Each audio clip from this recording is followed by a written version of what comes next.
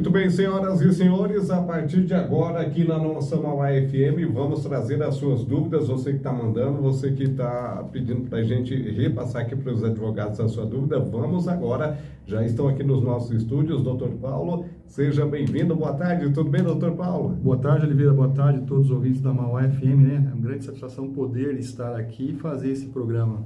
Doutor Leandro, seja bem-vindo. Tudo bem, doutor? Tudo bom, Oliveira? Boa tarde a todos. É um prazer estar aqui no programa e responder as perguntas. Olha, gente, você pode acompanhar também aí através do nosso Face, tá? Oliveira Alves, acompanha ao vivo aí o nosso bate-papo, né? Aqui para tirar as dúvidas de você, ouvinte. Por exemplo, essa daqui, doutor Paulo, ouvi falar que os servidores do... Ixi, é verdade, doutor Paulo. Várias perguntas, várias pessoas já mandaram aqui essa mesma pergunta.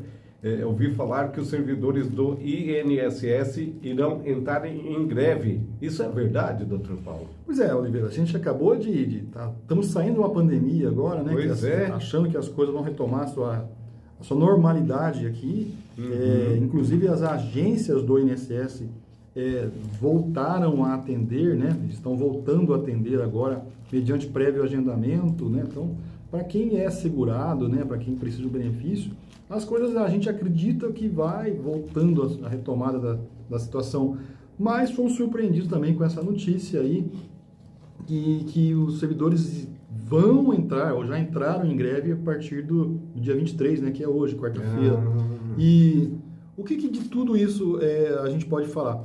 Bom, a princípio no INSS continua atendendo como sempre fez, né? Uhum. A gente até brinca, doutor Leandro, porque às vezes parece que o INSS sempre teve em greve, né? Na verdade não mudou nada. Mas na realidade o que acontece? Ele está atendendo, assim, está atendendo, se você ligar no 135 ele vai atender, mas se eventualmente os servidores decidirem que vão todos parar, é sempre bom lembrar que existe a lei de greve que fala que tem que os serviços essenciais, obrigatoriamente você tem que manter o mínimo de pessoas para dar atendimento. Então, a gente sabe que tem auxílio doença, que a pessoa precisa, que se não receber, não tem como pagar as contas, né? A pensão por morte, essas coisas.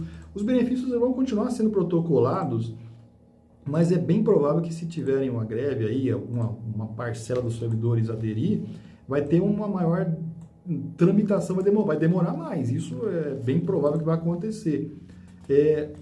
Mas o que a gente tem que falar? Vamos acompanhar até agora essa semana que vem, e ver de fato se vai atingir, as agências vão parar, porque tem que atender. Isso para todos nós somos segurados aqui.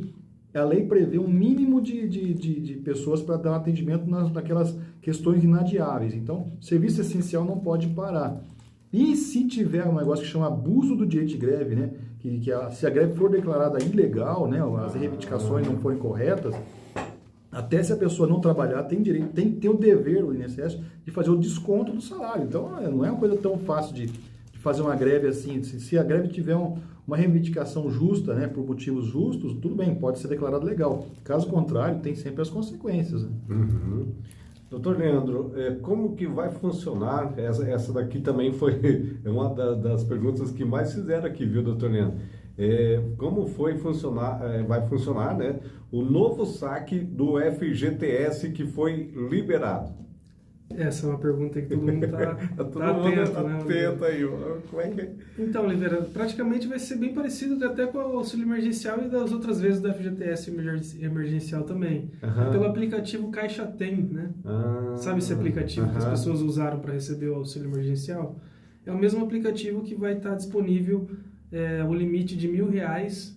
Quem tem saldo no FGTS. Não tem critério, tá, Oliveira? Basta ter saldo no FGTS. Empregado, desempregado, faz 10 anos que está sem trabalho. Se tiver saldo no FGTS, você vai poder sacar esse saldo até o limite de R$1.000. Se tiver um valor menor, você vai sacar um valor menor. Você vai sacar aquilo, o valor até o teto de R$1.000, né? E o que acontece também, Oliveira, que a pessoa não precisa ir atrás desse dinheiro, né? Isso aí vai ser disponibilizado automaticamente. Então, basta aí usar esse aplicativo da Caixa Tem para você poder usufruir desse dinheiro. E aí vai ter já tem um calendário, Oliveira, que vai dizer quando as pessoas vão começar a receber. Então vai ser de acordo com a data de nascimento, com o mês de nascimento. Atenção. Os nascidos em janeiro vão receber a partir do dia 20 de abril. Então, para a gente não se estender muito aqui, os últimos a receber vão ser os nascidos em dezembro, que vão receber a partir do dia 15 de junho. Então, entre abril e junho, todo mundo já deve ter recebido. Todo mundo... O programa é esse, né? Claro que tem aquelas pessoas que deixam para receber depois, né? Mas a gente acredita que até abril e junho a maioria já vai ter conseguido sacar, já vai estar disponível, né? Então, praticamente é isso. Não precisa ir atrás, eu tenho que ir lá na Caixa Econômica. Não. Baixa o aplicativo, você vai... Já resolve. Vai conseguir usar o dinheiro normalmente. Doutor Leandro, e se a pessoa não quiser pegar os milão, o que acontece? Boa pergunta, Oliveira. Não é obrigado a pegar. Vai estar lá disponível. Mesmo que você não tenha conta, vai estar a conta dos R$1.000 lá para você usar. Liberado. Só que se você não usar, ele volta para a conta do FGTS e aí você não usa, né? Então não é obrigado a usar. Muito bem colocado, Oliveira. Não tem essa obrigação. Olha aí, gente. Mas não tem vantagem nenhuma de você não usar, tá, Oliveira? Tá disponível, né? Porque a correção da FGTS é uma correção, todo mundo sabe, né? Que não vai valorizar o seu dinheiro deixando lá na conta. Eles vão usar o dinheiro, né? É melhor usar. Assim, a gente não é economista para falar, mas na prática a gente sabe que é melhor usar, né, Oliveira? Verdade. Doutor Paulo, quem trabalha com... Atenção, gente, olha, essa pergunta vai servir para muitos, tá? Por isso que a gente fala, né? Que a gente não fala aqui o seu nome no ar, porque essa pergunta vai servir também para outras pessoas. Por exemplo, olha, quem trabalha como caseiro, doutor Paulo, no sítio, ele tem direito a se aposentar como rural? Olha, o rural é aquela pessoa, para ter direito a se aposentar como rural, ele tem... essa aposentadoria rural, ela tem uma coisa que é a vantagem em relação às outras aposentadorias, que é o tempo inferior. Ou seja, o homem se aposenta com 5 anos de idade a menos em relação aos outros. Então, ele aposenta com 60 anos de idade e a mulher se aposenta com 55, desde que prove o quê? Prove os últimos 15 anos em atividade rural. E o porquê que a lei deu esse privilégio, entre aspas, né, para o trabalhador rural? Por quê? Porque a atividade dele é mais penosa em comparação com os demais trabalhadores, né? É verdade. A pessoa vê que o rural tem que trabalhar quase todo dia, de manhã, tarde, à noite, né? Não tem descanso, né? E a atividade é de sol a sol, né? Então, a pessoa envelhece mais cedo, ela desgasta o corpo mais cedo. Então, para compensar isso, a lei fala, o trabalhador rural aposenta 5 anos mais cedo, né? Agora, acontece o seguinte, quem que é o trabalhador rural? É aquele que desenvolve uma atividade econômica, tá? Então, quem que é a atividade econômica? O empregado, ele é um trabalhador rural, o empregado rural, né? O produtor rural, ele desenvolve atividade econômica. O boia fria, né? O trabalhador volante, o diarista, ele exerce uma atividade econômica, ainda que seja para quem? Para o patrão e tal. Então, a atividade dele, ele tem uma finalidade econômica. O caseiro de um sítio, ele não exerce atividade econômica. Por quê? Porque ele trabalha para um local que é o lazer do proprietário, né? Uma chácara de lazer, né? Ainda que seja na zona rural, ele não está ali para vender nenhum produto, não comercializa, né? O plantio dele é só para comer, né? Plantio de subsistência, às vezes, né? Planta uma hortinha lá, mas não vende. Então, não tem atividade econômica. Então, nesse caso, o caseiro do sítio, ele não tem direito à aposentadoria rural. Olha aí, gente. Então, para quem trabalha nessas funções de caseiro, é sempre bom observar o seguinte: será que nesse local aqui o meu patrão não tem nenhum lucro comigo aqui dentro? Será que eu não planto alguma coisa, se ele não revendo? Se eu não cuido de alguma horta, de uma coisa que depois o patrão tem lucro? Se o patrão tiver um lucro, ainda que não seja um lucro exorbitante, mas tiver algum lucro, aquela função de caseiro está errada.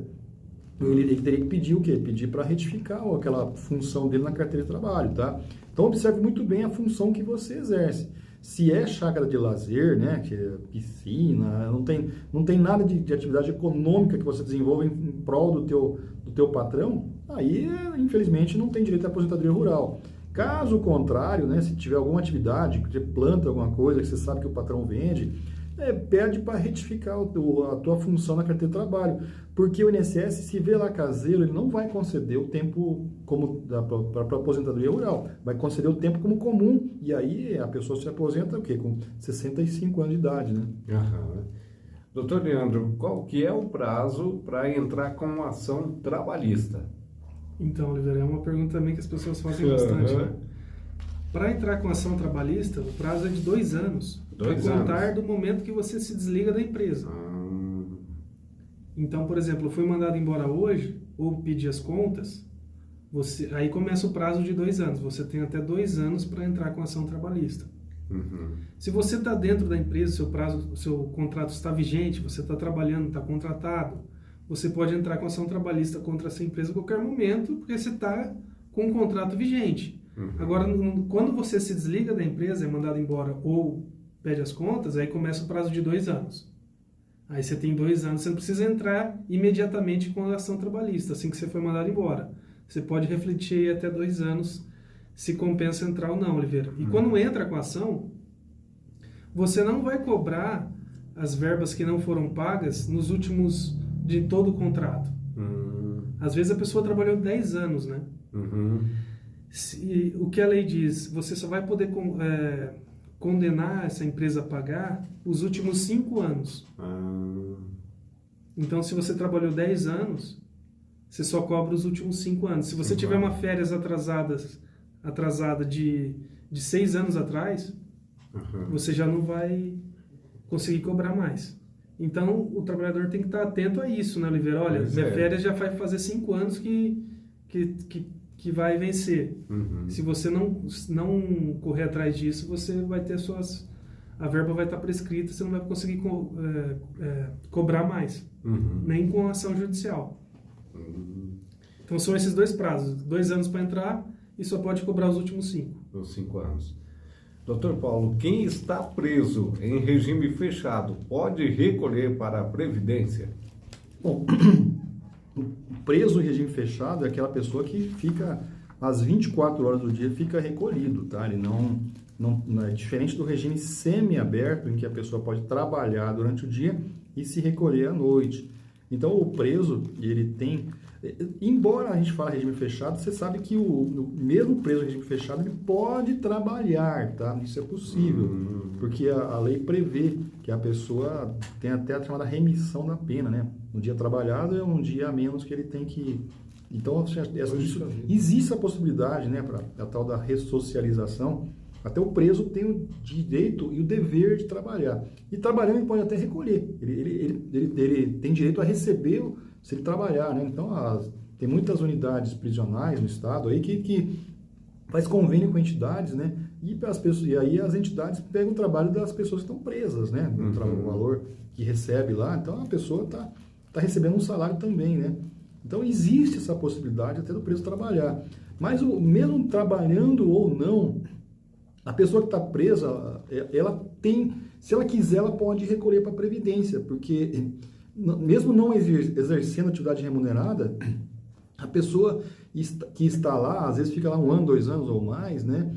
Ela também tem o quê? Tem familiares e tal. Então, realmente, a gente até orienta, né? Se tiver condições financeiras, não tem nenhum problema em pagar. Só que para pagar em que condição? Como não exerce atividade remunerada, é contribuinte facultativo, né? Contribuinte facultativo. E aí, o facultativo ele tem a alíquota de 20%, se ele quiser, tiver condições, né? Ou de 11% do salário mínimo, né? Ou de 5%, né? Só que aí seria o facultativo baixa renda, que para ter direito a esse recolhimento tem que fazer um cadastro lá no CRAS, né? E a gente não sabe se, na verdade, tem que ter autorização para fazer esse cadastro e tal. Então não é tão simples a pessoa recolher como 5%. Mas de 11% ou de 20% não tem a menor dúvida que a pessoa pode recolher, né? E permanecendo segurado até numa eventualidade de ficar doente, se vier a falecer, tudo que vai acontecer, os dependentes estão cobertos. O doutor Leandro, está chegando uma pergunta aqui, o empregador pode obrigar o empregado a vender as férias? Não pode obrigar, Oliveira. Ou seja, o empregado não é obrigado a vender as férias, justamente porque o empregador não pode exigir isso, né? Então, o que acontece? É uma faculdade que o empregado tem, se ele vai vender ou não. É uma opção. Então, ele vê se é melhor para ele vender ou não. E, além disso, Oliveira, a maioria das pessoas sabem que se o empregado ele tem um limite que ele pode vender. que é 1/3 das férias. Se ele vender mais que isso, Oliveira, vamos supor, eu quero vender 2/3 das minhas férias. Ou seja, você tem 30 dias, 1/3 é 10 dias. Né? 2/3 aí vamos colocar 20 dias. Você vende 20 dias de férias. Se você fizer isso e o seu patrão aceitou, o maior prejudicado, na verdade os dois vão ser prejudicados. Por quê? Porque você vai estar deixando de usufruir das férias, que é um direito à saúde também. Para você se ausentar, você descansar, tanto fisicamente quanto mentalmente. E também é um prejuízo para o empregador no seguinte sentido: se esse empregado ajuizar uma ação trabalhista, ele vai poder cobrar em dobro essas férias que não foram concedidas. E aí o empregador não vai poder falar, quer dizer, ele pode falar, mas não vai ter repercussão jurídica a favor dele, porque no seguinte, se ele falar, por exemplo, olha, eu só comprei essas férias porque o meu empregado quis. Ele quis vender os 20 dias, eu não obriguei ele a fazer isso. Ele, por livre vontade dele, ele quis vender. Só que o direito trabalhista, ele é intervencionista, ele tem essa característica. Então, não é faculdade do empregado querer vender 20 dias ou não. Ele não pode, simplesmente assim. Não pode, ele só pode vender até 10 dias. Se ele vender 20 dias, e se o empregador aceitar, o empregador pode ser condenado a pagar aí o dobro das férias, por causa que ele comprou um tempo de férias a mais do que o permitido, né? Ele só pode comprar 10 dias de férias. Então, não é uma boa saída tentar burlar a legislação trabalhista para os dois lados, principalmente pelo empregador. Se o empregador não obedecer à legislação trabalhista, tem uma série de consequências, multa, pode pagar em dobro. Então, só pode vender realmente até 1/3 das férias, Oliveira. 12h58, doutor Paulo. Quando o filho... Primeira pergunta para o doutor Paulo. Quando o filho solteiro vem a falecer, os pais têm direito à pensão por morte, doutor Paulo? Bom, filho solteiro sem filhos, né? Filho solteiro sem filhos, ele tem a possibilidade do quê? Os pais podem ter direito, os pais podem ser considerados dependentes dele, mas a lei fala o seguinte: eles são os dependentes de segunda classe, né? De segunda classe, ou seja, eles têm que provarem o quê? Não basta pura e simplesmente a condição do parentesco, né? Ser pais. Eles têm que provar também, e é isso que vai ter que ser demonstrado, a dependência econômica. O que é dependência econômica? Provar que sem a ajuda daquele filho, eles não conseguiriam sobreviver, tá? Então, essa prova é uma prova muitas vezes documental, né? Provar que todo mês, né, o filho pagava uma determinada conta lá, né? Não é só simplesmente pagar a conta. Demonstrar que sem aquele pagamento eles não teriam condições de se manter. Então, é uma prova assim, não é uma ajuda eventual, e mesmo sendo uma ajuda mensal, não basta só, tem que provar que eles dependiam economicamente, né? Que sem aquela ajuda do filho eles não conseguiriam sobreviver. Então tem muita gente, às vezes, que o filho, que perde o filho, né? Isso coisa ninguém gosta, ninguém imagina que vai acontecer, mas perde o filho e vai na justiça pedir a pensão por morte e não consegue. Por quê? Porque apesar do filho morar junto, às vezes até ajudar na despesa, a pessoa não consegue provar do quê? Provar que ela dependia da ajuda daquele filho. Então, geralmente é o quê? Quando a pessoa não tem condição de trabalhar, né? Os pais, uma doente e tal, não consegue trabalhar, aí o filho ajuda. Mas geralmente acontece o contrário, né? O filho está lá morando junto e dá uma ajudinha eventual, né? Uma ajudinha, mas isso não serve. Então, tem que provar, é algo mais. Tem que provar que dependiam dele. Sem aquela ajuda, não conseguiriam se manter. Bom, 13 horas pontualmente, estamos chegando ao final do programa legal e, claro, todas as quartas, né, a gente tem a participação toda especial aqui dos advogados, doutor Paulo e doutor Leandro, tirando as suas dúvidas a respeito de direito trabalhista e previdenciário. É o serviço de utilidade pública aqui através do rádio. Obrigado, doutor Paulo. Oliveira, sempre um prazer estar aqui, né, e até a próxima. Obrigado, doutor Leandro. Obrigado você, Oliveira. Até a próxima. Olha aí, gente, o doutor Paulo e o doutor Leandro vão dar um tempinho aqui nas dependências da rádio, tá? Até umas 2h30, 3 horas. Você pode vir aqui e conversar diretamente com eles, tá bom? Vamos deixando você em ótima companhia. Vem chegando o pastor José Ademir e o programa Hora da Vitória.